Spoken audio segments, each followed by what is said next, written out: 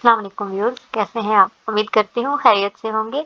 ENG 201 का आज मैं आप लोगों के लिए फाइनल टर्म के लिए क्विज़ की फ़ाइल लेके आई हूँ, ठीक है? जिसमें हम इम्पोर्टेंट क्विज़ेज़ पे बात करेंगे और इस फ़ाइल को शुरू करने से पहले मैं आपको बता दूँ कि इसमें मैं जितने भी अगर ग्रामर के जो क्वेश्चन होंगे लॉजिकली यानी समझा के उनका जवाब दूँगी आपको। उसके अलावा जितने जो हैं वो हमारे सिलेबस में से हैं, उनकी भी मैं कोशिश करूँगी कि आपको बैकग्राउंड उस बात का समझा के जो है वो बता सकूँ, ताकि उससे रिलेटेड भी अगर कोई और क्विज़ आ जाए आपके पेपर में तो आपकी हेल्प हो सके। इसलिए काइंडली वीडियो को एंड तक ज़रूर देखिएगा और चैनल को सब्सक्राइब कीजिएगा और अपने फ्रेंड्स के साथ शेयर कीजिएगा। तो चलते हैं अपनी फाइल की तरफ। पहला क्विज है कि I enjoying reading this new magazine dash it has good articles, कि मैंने एंजॉय किया इस मैगजीन, जो नया मैगजीन है इसको पढ़ते हुए एंजॉय किया। Moreover it has good articles, मजीद बरा ये है कि इसमें आर्टिकल्स अच्छे थे, तो यहाँ पे मोर ओवर लगेगा, फर्दर मोर या दस हाउएवर नहीं लग सकता। ठीक है, क्योंकि जब आप तर्जुमा करते हो इन वर्ड्स का, जो एडिशनल वर्ड्स होते हैं, जो जोड़ते हैं, हमारे ट्रांजिशन वर्ड्स होते हैं, जो जोड़ते हैं हमारे जुमले को, उनको तर्जुमा करें तो आपको इजीली समझ में आ जाएगा कि यहाँ पे कौन सा वर्ड लगेगा। विच of the following statement is a part of persuasion in oral presentation, जब आप ओरल प्रेजेंटेशन दे रहे होते हो तो इन सब में से कौन सी स्टेटमेंट ऐसी है जिससे लगता है कि आप सामने वाले को परसुएट कर रहे हो, यानी कि उसको कायल करने की कोशिश कर रहे हो, कन्विंस करने की कोशिश कर रहे हो। ठीक है, gaining willing acceptance of an idea, कि आप किसी को जो है वो इस तरीके से कायल कर रहे हैं, यानी कि आप इतनी विलिंग हैं कि सामने वाला आपका आइडिया जो है वो एक्सेप्ट करे कि आप ये कर रहे हैं। ठीक है, to explain a process of some topic, यानी आप किसी जो टॉपिक का प्रोसेस है उसको एक्सप्लेन कर रहे हैं, या आप इन्फॉर्म कर रहे हैं ऑडियंस को किसी न्यू थ्योरी की लर्निंग के बारे में, टू एक्सप्लेन मार्केटिंग स्ट्रेटेजी। अब इन सब में से बाकी सब देखें कि कायल करने वाली सिर्फ एक ही में बात हो रही है कि आप सामने वाले को कायल कर रहे हैं कि वो आपका आइडिया को एक्सेप्ट करे। तो जाहिर सी बात है परसुएशन जो है वो सिर्फ इसी स्टेटमेंट में हो रही है, इसलिए ये फर्स्ट ऑप्शन इसका राइट आंसर है। The oral communication is dash in its nature and bring back immediate results. ठीक है, जो ओरल कम्युनिकेशन है वो अपनी नेचर वाइज कैसी होती है और इसका जो है वो इमीडिएट रिजल्ट मिलता है, तो ये कन्वेंशनल होती है।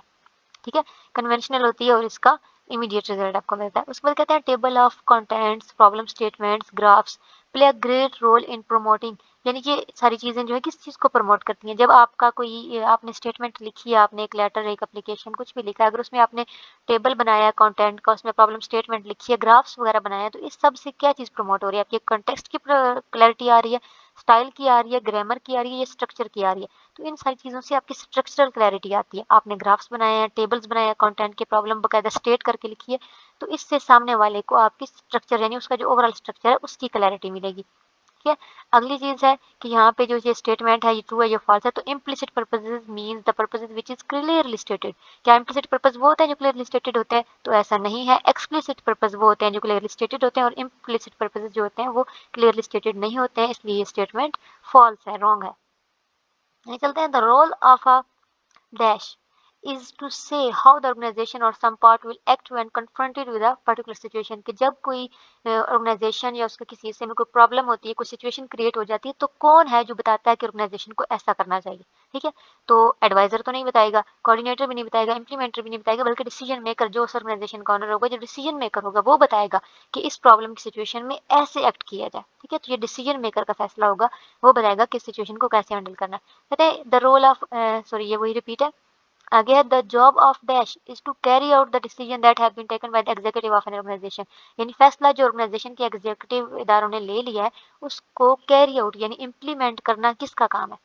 ठीक है, तो इम्प्लीमेंट करना इम्प्लीमेंटर का काम है। डिसीजन मेकर डिसीजन जो है करते हैं, एडवाइजर उनको डिसीजन मेकिंग में हेल्प करते हैं, ऑफिशियल्स जो होते हैं वो उनके साथ काम कर रहे होते हैं, लेकिन इम्प्लीमेंटर्स वो होते हैं जो कैरी आउट करते हैं डिसीजन को जो ऑलरेडी लिया जा चुका है। Which one of the following is not a quality of good business and administration writing, यानी गुड एडमिनिस्ट्रेशन और गुड राइटिंग की जो है वो कुछ प्रिंसिपल्स हैं, जो कुछ क्वालिटीज़ हैं कि वो कंसाइज़ होनी चाहिए, क्लियर होनी चाहिए, करेक्ट होनी चाहिए, लेकिन ज़रूरी नहीं है कि वो कॉम्प्लीमेंट्री हो। हमारी बिज़नेस राइटिंग कॉम्प्लीमेंट्री मोस्टली नहीं होती, फॉर्मल होती है, कॉम्प्लीमेंट नहीं कर रहे होते आप उसमें किसी को, तो ये कॉम्प्लीमेंट्री जो है ये उसकी क्वालिटीज़ में नहीं है।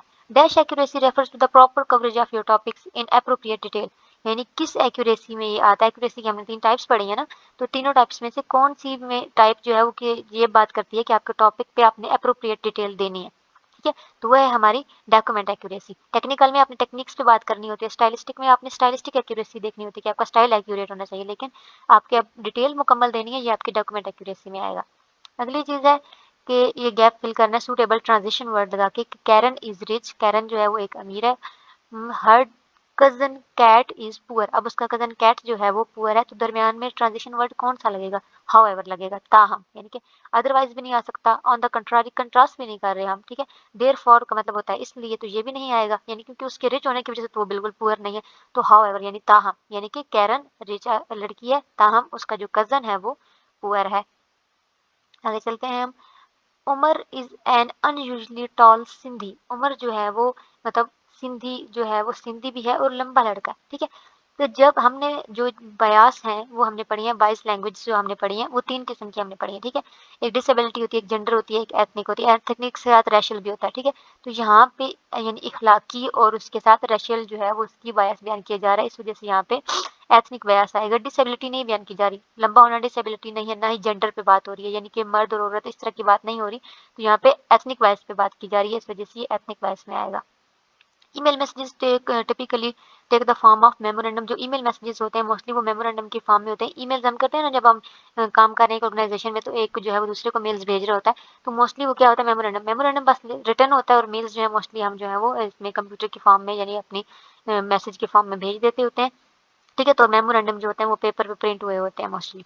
तो इन क्योंकि ऑर्गेनाइजेशन के अंदर मोस्टली मेमोरेंडम यूज होते हैं क्योंकि जो डेटा होती है, तो इसी तरह मेल्स भी मोस्टली इसी तरह यूज होते हैं। तो ईमेल्स मोस्टली किस फॉर्म में होती हैं? मेमोरेंडम के फॉर्म में होती हैं। There are number of elements to and dash letter, यानी कि कंप्लीट करना इस सेंटेंस को। एक बिजनेस लेटर में बहुत से कंपोनेंट्स होते हैं, ठीक है। Claim letter, inquiry letter, order letter, इनमें ज्यादा कंपोनेंट्स नहीं होते, लेकिन एक बिजनेस लेटर में जो है ज्यादा सारे कंपोनेंट्स होते हैं। उसके बाद है in dash format the address, date, salutation, paragraph and closing are lined up at the left margin. कि लेफ्ट मार्जिन पे इन सारी चीजों के लिए कौन सा फॉर्मेट यूज होता है? तो दो फॉर्मेट यूज होते हैं, एक ब्लॉक फॉर्मेट या फिर फुल ब्लॉक फॉर्मेट यूज होता है।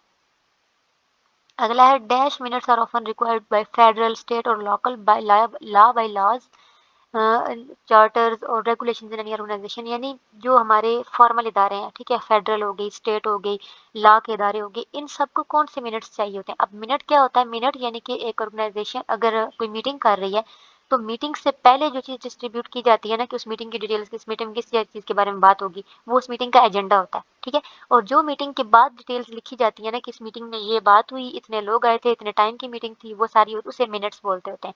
तो अब जो मिनट्स फेडरल हमारी हुकूमत को या रियासत को चाहिए, तो डेफिनेटली वो फॉर्मल होंगे, ठीक है। तो फॉर्मल मिनट्स होते हैं जो रिक्वायर्ड होते हैं हमारी फेडरल, स्टेट या लोकल या लॉ के जो चार्टर्स होते हैं या रेगुलेटरी इदारों को, ठीक है। Eric is just like all the friends so dismissive of American.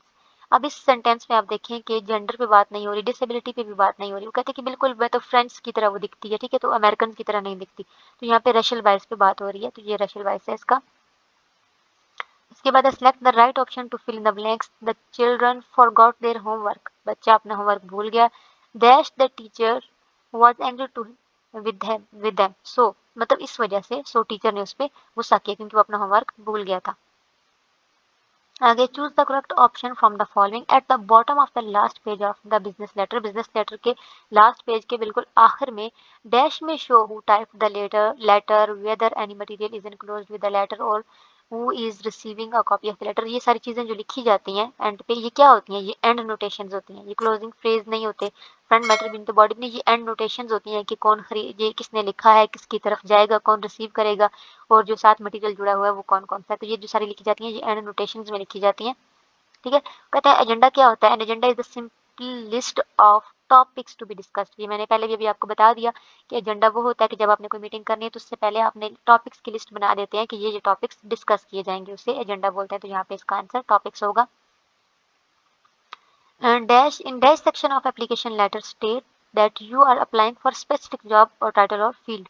यानी कौन सी एप्लीकेशन लेटर के किस सेक्शन में आप बताएंगे कि मुझे इस जॉब के लिए या इस फील्ड के लिए जो है मैं अप्लाई कर रहा हूँ। तो ये आपको फ्रंट मैटर में बताना होगा, बिल्कुल फ्रंट मैटर में, ताकि उसी के रिलेटेड आप आगे बात करोगे। क्योंकि आपको जब पता होगा कि मैं इस लेवल के लिए अप्लाई कर रहा हूँ, तो उस लेवल की आपको अपनी सारी इन्फॉर्मेशन देनी है, तो आपको फ्रंट मैटर में ये चीज़ जो है पहले ही बतानी होगी।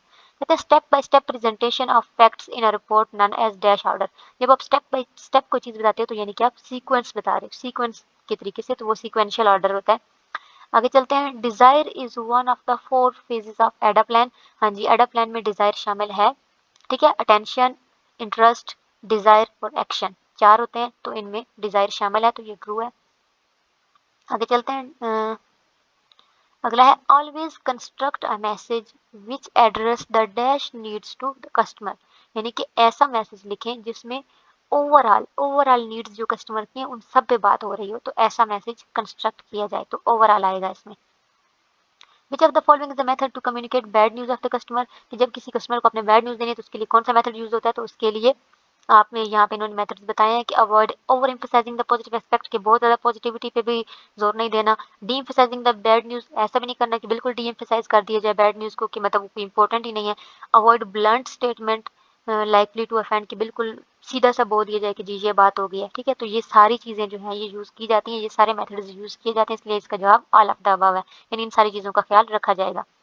विच of the following phrases is likely to offend one should be avoided, यानी कौन सी चीज़ है जो हमें अवॉइड करना चाहिए, जो जुमला बोलते हुए है वी मस्ट डिनाई, कि हम ज़रूर इनकार करेंगे, ऐसा नहीं बोलते, ठीक है, ये अवॉइड करना चाहिए हमें। उसके बाद when the presentation of information is based on the site और लोकेशन, यानी कि जब आप ये इंफॉर्मेशन आप प्रेजेंट कर रहे हैं वो किसी लोकेशन और साइट के बारे में, तो वो फिर कौन सी स्टेटमेंट होगी आपका जियोग्राफिकल अरेंजमेंट, क्योंकि जियोग्राफी में आप किसी लोकेशन या साइट के बारे में बात कर रहे होते हो, ठीक है। आगे चलते हैं। A message organized by using direct plan starts with the buffer statement, हाँ जी, जब आप डायरेक्ट प्लान लिख रहे हो तो वो एक बफर स्टेटमेंट से जो है वो शुरू होगा। सॉरी, ये मेरा यहाँ पे गलत लगा हुआ है आंसर, मैं अभी आपको, क्योंकि इनडायरेक्ट प्लान जो होता है वो बफर स्टेटमेंट से शुरू होता है, डायरेक्ट प्लान नहीं शुरू होता, ठीक है, तो ये फॉल्स होगा। आगे चलते हैं। विच of the following plan should be use for bad news, तो बैड न्यूज़ के लिए इनडायरेक्ट प्लान यूज़ किया जाता है। डायरेक्ट प्लान होता है आपने जब किसी को अच्छी न्यूज़ देनी हो या यूजुअल को न्यूज़ देनी हो, लेकिन आपने बैड न्यूज़ देनी है अगर, तो फिर आप इनडायरेक्ट प्लान यूज़ करेंगे। उसके बाद है observation is one of the tools to collect secondary data, कि सेकेंडरी डाटा जो है वो उसको कलेक्ट करने के लिए जो ऑब्जर्वेशन है ये भी एक टूल है, तो ये उसमें से ये टूल नहीं है, सेकेंडरी डाटा में का ये टूल नहीं है, ये फर्स्ट जो है वो फर्स्ट टाइप के डाटा को यूज़ करने के लिए होता है।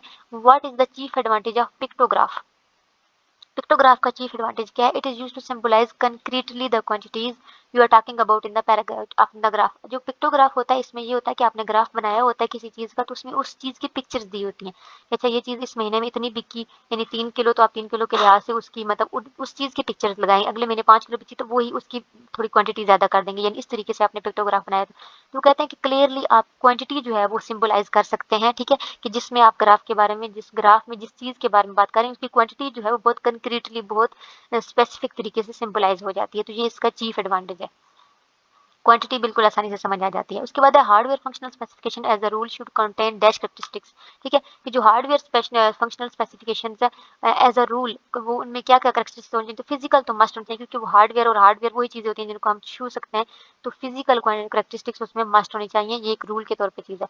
उसके बाद है in business communication there should be a balanced focus, उनके बिजनेस कम्युनिकेशन करते हुए हमें सिर्फ क्या मैसेज पे फोकस करना चाहिए, सिर्फ ऑडियंस पे करना चाहिए, सिर्फ ग्रामर पे नहीं, बल्कि हमें मैसेज और ग्रामर दोनों पे कंप्लीट फोकस, बैलेंस फोकस करना चाहिए।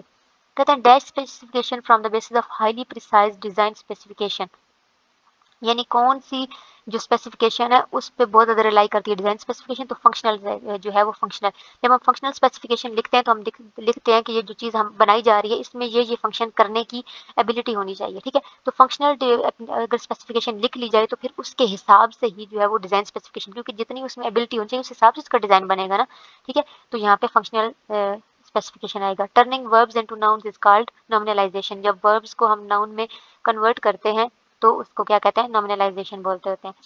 Again which sentence is punctuated correctly, इनमें से कौन सा जो सेंटेंस है वो पंक्चुएट किया गया करेक्टली, यानी उसके सारी जो है वो गलतियां नहीं है, तो the Magna carta which is used which is signed in 1215 is the basis of bill of rights, तो आपने कॉमा के जब पढ़े हैं यूजेस वहां पे आप देख लीजिएगा कि जो है ये ट्रांजिशनल वर्ड्स, ये जो जोड़ते हैं वर्ड्स को उनसे पहले कॉमा लगता है, ठीक है, उनसे पहले कॉमा लगता है, यहाँ पे लगेगा नेम के बाद और इस वर्ड विच के से पहले जो है वो कॉमा लगेगा और उसके बाद ये वाला यानी कि सी वाला, ठीक है, ठीक है। अब ये यहाँ पे दरमियान में इन्होंने लगाया हुआ ये नहीं लग सकता, यहाँ पे लगा हुआ ही नहीं है तो ये नहीं हो सकता, ठीक है, तो ये जो है तीसरे वाला ये इसका राइट आंसर है।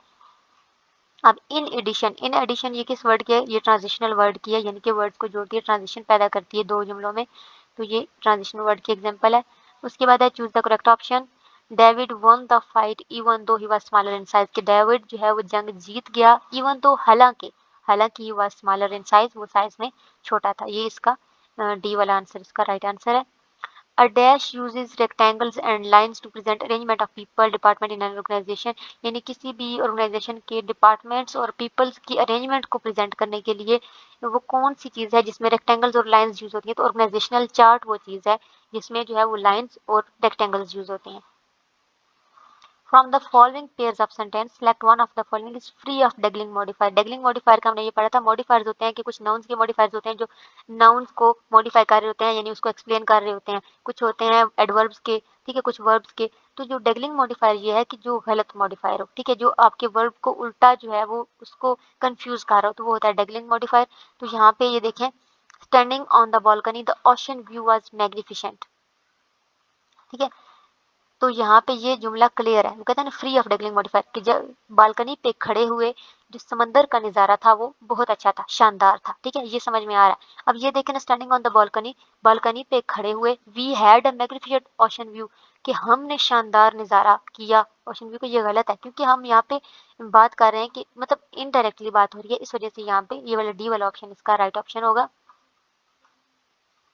उसके बाद है the report design should be dash enough to meet a variety of writer purposes and audience needs, कि उसमें इतनी फ्लेक्सिबिलिटी होनी चाहिए कि वो जो हर इंसान की मुख्तलिफ ज़रूरियात होती हैं पढ़ने की, ठीक है, तो हर एक की ज़रूरत को वो पूरा कर सके। तो हमारे रिपोर्ट का डिज़ाइन ऐसा होना चाहिए कि वो फ्लेक्सिबल हो, स्टबर्न नहीं होना चाहिए, जिद्दी नहीं कि एक ही और बिल्कुल अनफ्लेक्सिबिलिटी और ब्रीफ नहीं होना चाहिए इतना, ठीक है। It is commonly believed that dash is the manner in which a writer chooses to write to his और हर ऑडियंस, यानी वो कौन सी चीज़ है कि जो राइटर जो है वो चूज करता है अपने ऑडियंस को देख के, तो होता है राइटिंग स्टाइल। राइटिंग स्टाइल वो अपनी ऑडियंस को देख के चूज करता है। If you do not think you can communicate, if you do not think you can communicate effectively, यानी अगर आपने ये सोच लिया कि आप कम्युनिकेट नहीं कर सकते, you will not able to communicate, ठीक है। अगर आपने ये सोच लिया कि आप कम्युनिकेट नहीं कर सकते तो आप नहीं कर सकेंगे। कहते हैं मैगन रीड 3 नॉवेल्स लास्ट वीक, सू रीड्स 4 शॉर्ट स्टोरीज। ये एग्जांपल किस सेंटेंस की है? अब ये देखिए, ये कंप्लीट सेंटेंस है कि मैगन ने लास्ट वीक 3 नॉवेल रीड किए। अगला भी कंप्लीट सेंटेंस है, सू रीड 4 शॉर्ट स्टोरीज, कि सू ने 4 शॉर्ट स्टोरीज रीड की, ठीक है, यानी कि ये दोनों इंडिपेंडेंट है, एक दूसरे पे डिपेंड नहीं कर रहे, ठीक है। तो इंडिपेंडेंट क्लॉज जब होते हैं तो इनको कॉमा के साथ नहीं जोड़ा जाता बल्कि इनमें सेमी कॉलन लगता है। तो यहाँ पे कॉमा स्प्लाइस एरर है, इस वजह से ये कॉमा स्प्लाइस की मिसाल है।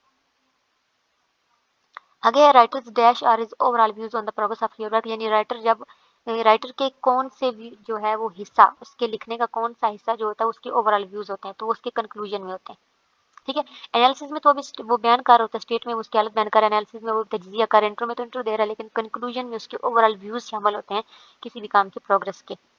उसके बाद है इस जुमले को इंटरोगेटिव से प्रोनाउन लगाना है यहाँ पे कि डैश इज द लीडर, तो हु इज द लीडर। ये सिंपल सा सेंटेंस है, सबको समझ में आ गया होगा। आगे है the best way to write a business plan is to use a standard template provided by one of the banks or specialist business planning software, यानी कि क्या जो है एक जो बेहतरीन तरीका है बिजनेस प्लान का, सिर्फ वो हमें बैंक्स या फिर कोई स्पेशलिस्ट बिजनेस प्लानिंग वाला ही बता सकता है, तो ऐसा नहीं है, ये गलत है। अगली चीज़ है if organizational problem are not fixed by the writer, यानी कि अगर जो ऑर्गेनाइजिंग की प्रॉब्लम है, एक रिपोर्ट के अंदर ऑर्गेनाइजिंग अच्छी ना हुई हो, एक राइटर से वो प्रॉब्लम्स फिक्स ना हो, the readers experience a complete breakdown in communication, तो क्या होगा, रीडर भी जो है वो उसकी कम्युनिकेशन टूट जाएगी, ब्रेक डाउन हो जाएगी, क्योंकि राइटर ने अगर सही से लिखा ही नहीं है, वो ऑर्गेनाइज ही नहीं कर सका प्रॉब्लम को सही से, तो रीडर उसे कभी भी अच्छे से कम्युनिकेट नहीं कर पाएगा, पढ़ नहीं पाएगा, उसे समझ नहीं आएगी प्रॉब्लम की। Simplifying visual aids also means removing dash details. Simplify visual aids करने का मतलब ये है कि उसमें जितनी अननेसेसरी डिटेल्स हैं उनको हटा दिया जाए, तो आपका विजुअल एड सिंपल हो जाएगा। अगली चीज़ है चूज द करेक्ट सेंटेंस, कि इनमें से सही सेंटेंस कौन सा है, तो ये सी वाला। Sometimes students fail to score well in the examination because they are nervous. अब ये यहाँ पे देखिए, स्कोर टू वेल नहीं आएगा कि बहुत अच्छे मार्क्स नहीं लेने से जो है वो नहीं ले पाते, नर्वस होने की वजह से नहीं, बल्कि जो स्कोर वेल ऑन एग्जामिनेशन नहीं होता, इन एग्जामिनेशन होता है, यहाँ पे ऑन की गलती है, ठीक है, और यहाँ पे स्कोर से पहले टू नहीं लगा, तो ये एक कंप्लीट सेंटेंस है और हर गलती से ठीक है। उसके बाद है went to the market to buy a pair of sandals is an example of। अब यहाँ पे ये देखें कि जो सेंटेंस फ्रेगमेंट वो सेंटेंस होता है जिसमें से आपका सब्जेक्ट या वर्ब या कभी दोनों ही जो है वो नहीं होते। तो यहाँ पे आप देखिए कि कौन गया सैंडल्स खरीदने के लिए, यानी कि हमारे पास सब्जेक्ट नहीं है, सब्जेक्ट नहीं है, इस वजह से ये कौन सा सेंटेंस है, सेंटेंस फ्रेगमेंट। आगे है you can show your reader exactly what they want to see, ठीक है, यानी वो ये कौन सा ऑब्जेक्ट है जो हम यूज करेंगे कि जो जो आप दिखाना चाहते हैं एग्जैक्टली आपके रीडर को वही दिखेगा, तो फोटोग्राफ। फोटोग्राफ आपका वो विजुअल एड है जिसमें आप एग्जैक्टली अपने रीडर को वही दिखा सकते हो जो आप दिखाना चाहते हो, ठीक है। उसके बाद है in paragraph writing dash is an explanation of one object और process in terms of other, यानी कि पैराग्राफ राइटिंग का वो कौन सा तरीका है जिसमें आप एक चीज को एक्सप्लेन करते हो किसी दूसरी चीज की मिसाल देकर, ठीक है। तो वो एनोलॉजी है। एनोलॉजी में आप किसी एक चीज की एक्सप्लेनेशन करने के लिए किसी दूसरे प्रोसेस या किसी दूसरे ऑब्जेक्ट की मिसाल देते हैं। उसके बाद है what do you understand by paragraph coherence. Paragraph coherence का से आपका क्या मतलब कि पैराग्राफ को कैसा होना चाहिए, ठीक है। सेंस शुड बी क्लियर, यानी सेंस उसका क्लियर होना चाहिए कि ठीक तरीके से लिखा हुआ है। Have a proper beginning and ending, ये भी होनी चाहिए। ये भी कोहेरेंस में आता है। कोहेरेंस होता है कि बाइंडिंग, पैराग्राफ की बाइंडिंग कैसी हुई है। Logical facts should be organized, कि लॉजिकल जितने फैक्ट्स ऑर्गेनाइज होने चाहिए, तो यानी कि ये तीनों चीजें उसकी कोहेरेंस में आती हैं, इस वजह से इसका option all of the above होगा। उसके बाद है excessive use of passive voice, excessive nominalization, unnecessary words and phrases are some common causes of wordy writing, यानी अगर हम बहुत ज्यादा पैसिव वॉइस यूज करेंगे, डायरेक्ट वॉइस में तो डायरेक्ट होता है ना, पैसिव वॉइस यूज करेंगे तो वर्ड ज्यादा यूज होते हैं।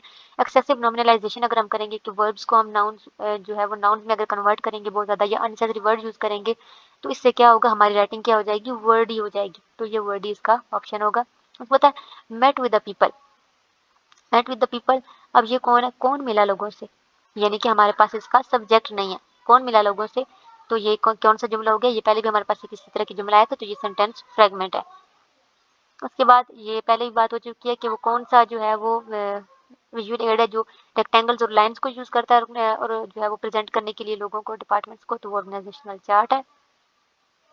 आगे है from the following pairs of sentence select one contains dangling modifier.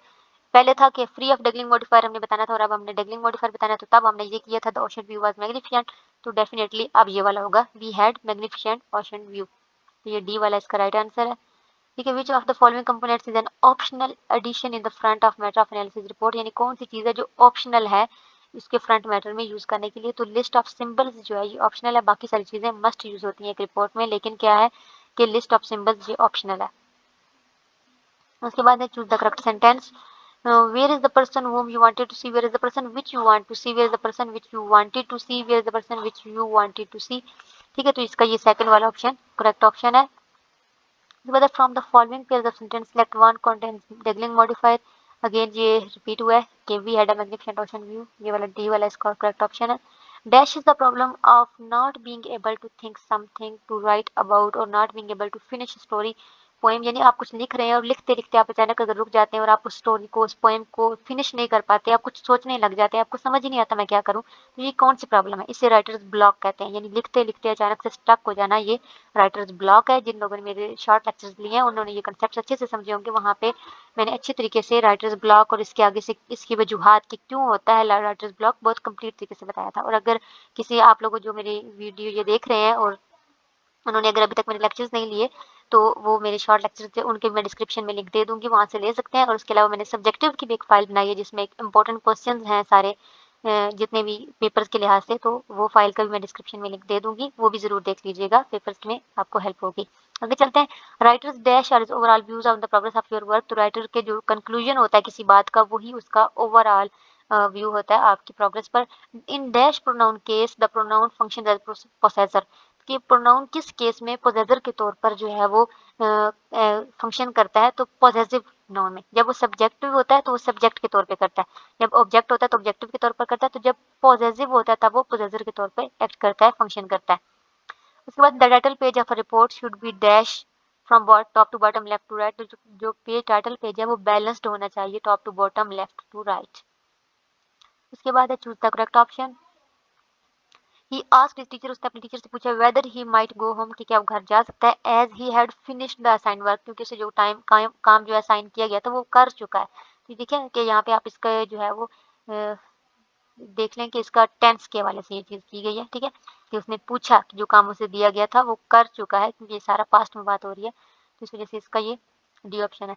उसके बाद she is looking cooking jogging and to read, ये एग्जांपल किस सेंटेंस की है, ठीक है। अब ये सेंटेंस फ्रेगमेंट भी नहीं है क्योंकि इसमें सब्जेक्ट भी है, इसमें वर्ब भी है, ठीक है। कॉमा स्प्लाइस भी नहीं है क्योंकि इसमें एक चीज दूसरे पे डिपेंड कर रही है, ठीक है, क्योंकि ये दो जुमले नहीं है एक ही जुमला, ठीक है।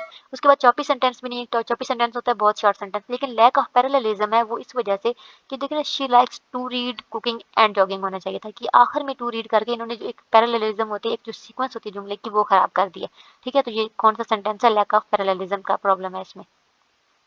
Which of the following is an audio visual add, इसमें से कौन सा है जो ऑडियो विजुअल एड है। तो विजुअल एड हम कहते हैं कि जिसमें हम व्यू करवा रहे होते हैं किसी चीज़ को, तो इन सब में से साथ ऑडियो भी अगर हो, यानी ऑडियो विजुअल एड, तो रेडियो ऑडियो विजुअल नहीं हो सकता, उसमें आवाज़ तो आ रही होती है लेकिन व्यू नहीं होता, ठीक है। टेप रिकॉर्डर में भी व्यू नहीं होता, प्रोजेक्टर में जो है वो ऑडियो नहीं होती, ठीक है, व्यू होता है सिर्फ। लेकिन टेलीविजन ऐसा है कि वो ऑडियो विजुअल एड होता है, ठीक है, तो टेलीविजन इसका होगा। Accurate communication is tremendously enhanced by accurate punctuation, यानी कि आप किसी भी कम्युनिकेशन की एक्यूरेसी को बढ़ा सकते हैं अगर आपकी पंक्चुएशन अच्छी होगी तो, ठीक है। उसके बाद है modifiers of noun should be placed before the noun, के मॉडिफायर जो होता है वो नाउन को एक्सप्लेन करने के लिए होता है, तो उसे प्लेस करना चाहिए नाउन से पहले, यानी बिल्कुल साथ ही, उनके दरमियान प्लेस नहीं करना चाहिए, बाद में या उसके नाउन के दरमियान में नहीं आएगा बल्कि नाउन से पहले आएगा। Rules for visual aids include all of the following except, यानी इनमें से कौन से जो है वो रूल्स हैं विजुअल एड के और कौन सा नहीं है, ठीक है। सिंप्लीफाई योर एड, ये तो उसके रूल्स में से। उसके बाद अप्रोप्रिएट होना चाहिए अपनी ऑडियंस और टॉपिक के लिहाज से, ठीक है, ये भी होना चाहिए। उसके बाद make your visual add neat and attractive, ये भी बनाना चाहिए, लेकिन एड का सिंपल या पोर्टेबल होना जरूरी नहीं है। स्मॉल मतलब सिंपल जरूर हो लेकिन स्मॉल होना जरूरी नहीं, आप बड़ा भी बना सकते हो, जितनी जैसे आपकी ऑडियंस है वैसा आपको बड़ा बना सकते हो, तो ये स्मॉल होना इसके रूल्स में से नहीं है, ठीक है। A body infection is compared with an invading army of attacking organisms is an example of, वो कहते हैं कि जिस तरह एक बॉडी में इन्फेक्शन फैल जाता है ना, इसी तरह आर्मी अटैक करती है किसी चीज़ पे जब फैल जाती है। तो ये कहते हैं उन्होंने कंपेयर किया ना एक चीज़ को दूसरी चीज़, यानी एक चीज़ को समझाने के लिए उन्होंने दूसरी चीज़ की मिसाल दी। तो ये पहले भी हमारे पास डेफिनेशन भी आई थी, तो ये किस चीज़ की एग्जाम्पल है, एनोलॉजी की, कि हम किसी एक चीज़ को जो है वो एक्सप्लेन करने के लिए किसी और चीज़ की मिसाल देते हैं। कहते हैं अपेंडिक्स जो है वो एनालिसिस रिपोर्ट में यूजुअली उसमें क्या क्या इंक्लूड होता है अपेंडिक्स में, तो अपेंडिक्स में जो है वो इक्वेशंस भी होती हैं, टेबल भी होता है, और उसके बाद डेरिवेशन ऑफ इक्वेशंस, ये सारी चीज़ें जो होती हैं ये अपेंडिक्स जो है वो रिपोर्ट के लास्ट पे होती है और इसमें ये सारी चीज़ें शामिल होती हैं। उसके बाद dash is a writing technique to develop a topic by examining its similarities and dissimilarities to another thing process और स्टेट, यानी किसी एक चीज़ की सिमिलरिटीज और डिससिमिलरिटीज को किसी और चीज़ या प्रोसेस या स्टेट के साथ जब हम करते हैं उसकी सिमिलरिटीज और डिससिमिलरिटीज देखते हैं, तो ये कौन सी राइटिंग टेक्निक होती है, तो ये कंपैरिजन और कंट्रास्ट की होती है, ठीक है। कंपैरिजन में हम सिमिलरिटीज देखते हैं और कंट्रास्ट में हम डिससिमिलरिटीज देखते हैं। उसके बाद which of the optional part of analysis report, की एनालिसिस रिपोर्ट में कौन सा ऑप्शन का जो है वो रिकमेंडेशन का जो ऑप्शन होता है ये होता है ऑप्शनल होता है, बाकी सारी चीज़ें मस्ट होती हैं। उसके बाद which of the following is an audio visual aid, तो television is an audio visual aid, ये हम बात कर चुके हैं इससे पहले। ही रोट अ लेटर, इसको हमने अगर पैसिव वॉइस बनाया तो the letter is written by him, ये इसका पैसिव वॉइस होगा। उसके बाद है how can you integrate your visual aid with your prose so that they work together harmoniously to create single unified message, कहते हैं ऐसा आप क्या करें कि आपका विजुअल एड जो है वो आपके काम के साथ, यानी जो आपने लिखा हुआ है उसके साथ इस तरह इंटीग्रेट कर जाए कि दोनों मिलके एक ही यानी यूनिफाइड सिंगल मैसेज दे रहे हो। उसके लिए क्या करना चाहिए, कहते हैं कि by introducing your visual aid in your prose, कि आप विजुअल एड पेश करने से पहले जो आपने लिखा हुआ बयान कर रहे हैं उसमें विजुअल एड को बता दें कि विजुअल एड में ये होगा, ठीक है, ये भी हो सकता है। उसके बाद by making your visual aid easy to find, कि अपन विजुअल एड को सामने वाले के लिए तलाश करना आसान बनाए, यानी कि अगर आपको रिपोर्ट लिख रहे हैं उसमें आपने विजुअल एड यूज किया टेबल्स का, तो आप कोशिश करें कि उसी पैराग्राफ के नीचे विजुअल एड हो, ठीक है। इससे भी हो सकता है कि आप दोनों के यानी आपका पैराग्राफ भी वही बात कर रहा होगा जो आपके टेबल में बात होगी, दोनों ने एक सिंगल यूनिफाइड मैसेज दिया, यानी ये तरीका भी ठीक है। उसके बाद by stating the conclusions you want to reader to draw, कि आप दोनों को बयान करने के बाद उन दोनों से नतीजा निकालें, खुद नतीजा निकाल के रीडर को दें जो रीडर खुद ड्रा करना चाहते हैं, क्योंकि हो सकता है अगर रीडर निकालेगा कोई नतीजा तो वो दोनों का अलग अलग निकाल सकते हैं, लेकिन अगर आप ऐसा करेंगे तो आपका एक एक सिंगल मैसेज जाएगा रीडर के लिए। तो ये सारी टेक्निक्स यूज होती हैं, इसलिए इसका जवाब होगा ऑल ऑफ द अबव। उसके बाद है in essence a dash is a statement of attributes of product process और service a user wishes to purchase और consequently which is supply to expected to supply, यानी कौन सी चीज़ है कि जब हम प्रोडक्ट एक प्रोडक्ट को जो है उसका कैसी वो प्रोडक्ट है, उसका प्रोसेस क्या था, सर्विस क्या है उसकी, ठीक है, किस तरह वो बनी, उसका फिर आगे सर्विस वो क्या दे रही है, ठीक है, ऐसी कि यूज़र जो है वो विश करे कि मैं इसे खरीदूं, ठीक है, और सप्लायर को जो है वो एक्सपेक्ट कर रहा हो कि वो सप्लाई कर सके, तो ये उसकी स्पेसिफिकेशन में होता है। स्पेसिफिकेशन को पढ़ने के बाद ये ऐसी स्टेटमेंट होती है, ठीक है, जो एट्रीब्यूट करती है इस चीज़ों को कि प्रोडक्ट ऐसे बनी, ठीक है, इसका ये प्रोसेस था और ये सर्विस दे सकती है। इससे जो है वो पढ़ने वाला क्या है कि परचेज करने का उसमें विश पैदा होगी, और बेचने वाला क्या एक्सपेक्ट कर रहा होता है कि वो मैं चीज़ सप्लाई करूंगा, तो ये स्पेसिफिकेशन में होती है। स्पेसिफिकेशन जब आप किसी चीज़ की लिखते हो तो उसमें ये सारी चीज़ें होती हैं। उसके बाद dash is condensation of entire report focusing on the main issues what was done what was found out and its significance, यानी वो कौन सी चीज़ है एक रिपोर्ट में जिसमें पूरी रिपोर्ट के मेन इश्यूज पे फोकस किया जाता है, क्या हो गया क्या होगा और उसकी अहमियत क्या है, तो ये एब्स्ट्रैक्ट में एब्स्ट्रैक्ट यानी ओवरऑल व्यू होता है जो शुरू में दिया जाता है एक रिपोर्ट का, उसमें ये सारी चीजें इंटायर रिपोर्ट की पूरी जो है वो बताई जाती है। अगला है which one of the following refers to the principle that parts of a sentence which are same in function should be same in structure. हम कहते हैं कि वो कौन सा असूल है जिसमें बात की जाती है कि जो सेंटेंस के सेम फंक्शन वाले पार्ट हैं उनको सेम एक जगह पे होने चाहिए। तो ये है पैरेललिज्म। ये पैरेललिज्म की ये असूल है कि आपका जो सेम फंक्शन वाले सेंटेंस है उनका सेम स्ट्रक्चर होना चाहिए, उनको सेम जगह पे होना चाहिए।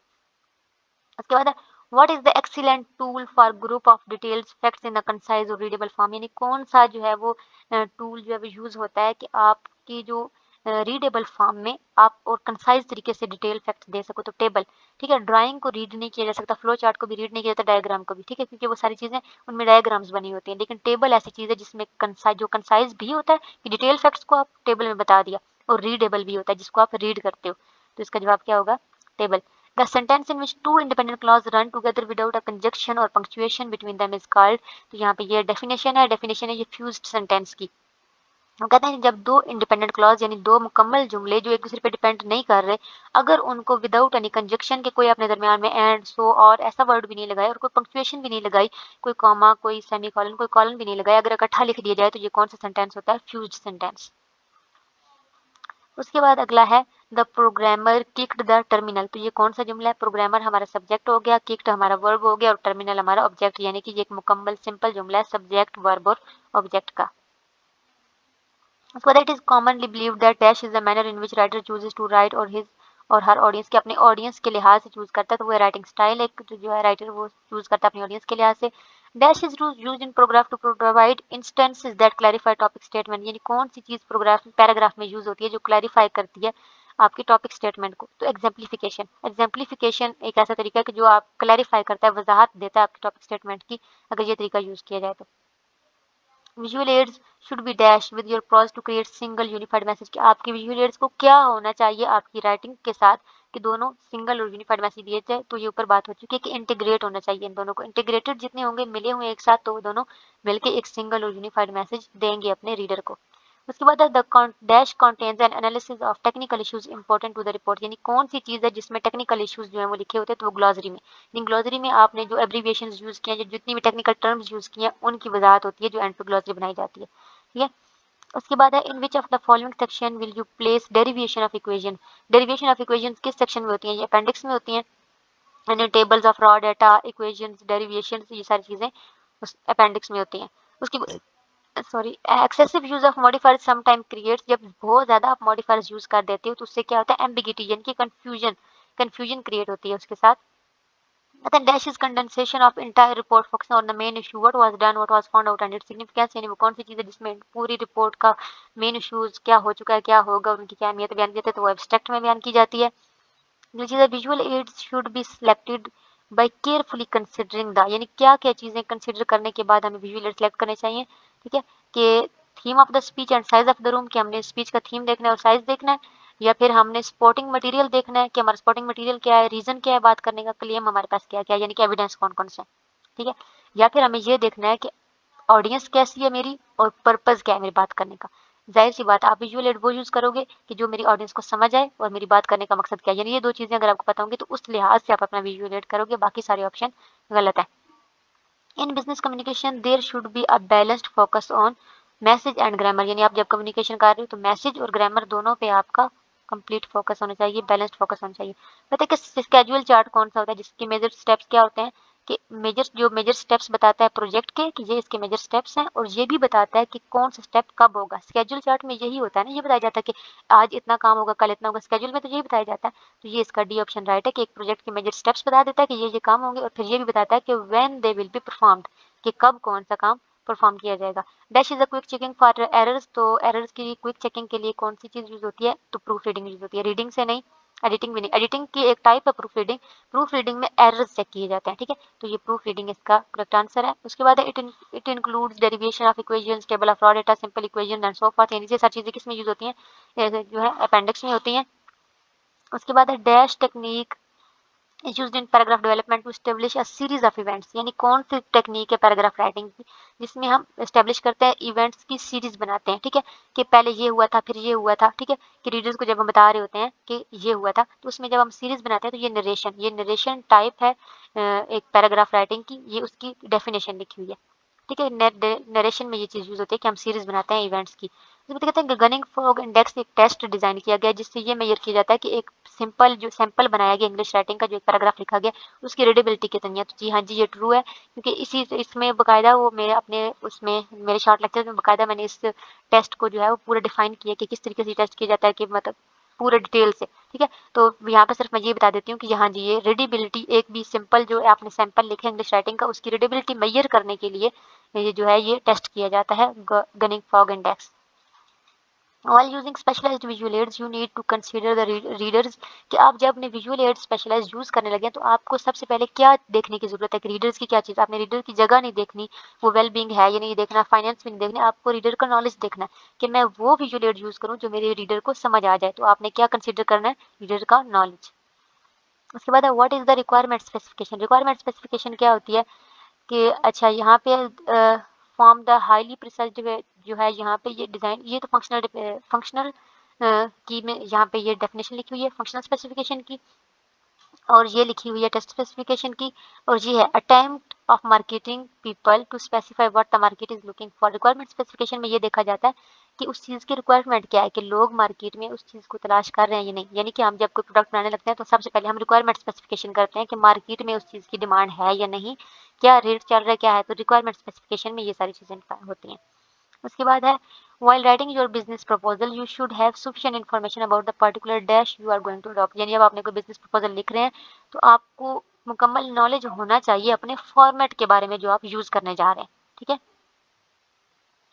तो गाइज ये था हमारे आज की कोई फाइल जिसमें मैंने फाइनल टर्म की काफ़ी हद तक मैंने जो है एमसीक्यूज यहाँ पे बता दिए हैं। आई होप आपको समझ में आ गई होगी। अगर किसी को कोई कन्फ्यूजन हो तो मुझे कमेंट बॉक्स में पूछ सकता है। इसके अलावा मेरा ENG201 का मैंने जो है व्हाट्सएप ग्रुप है, वहाँ भी आप ज्वाइन कर सकते हैं। पेपर्स की तरह अगर कोई हेल्प हो तो आप मुझसे क्वेश्चन पूछ सकते हैं। उसके अलावा जो है मैंने इसकी सब्जेक्टिव की भी फाइल बना दी है जिसमें मैंने इंपॉर्टेंट क्वेश्चन बता दिए हैं, और मेरे शॉर्ट लेक्चर्स भी मौजूद हैं, वहाँ से भी आप गाइडलाइन ले सकते हैं, ठीक है। मुझे दुआ में याद रखिएगा। Best of luck for your exams. Allah पाक आप सबको कामयाब करे। अल्लाह हाफिज़।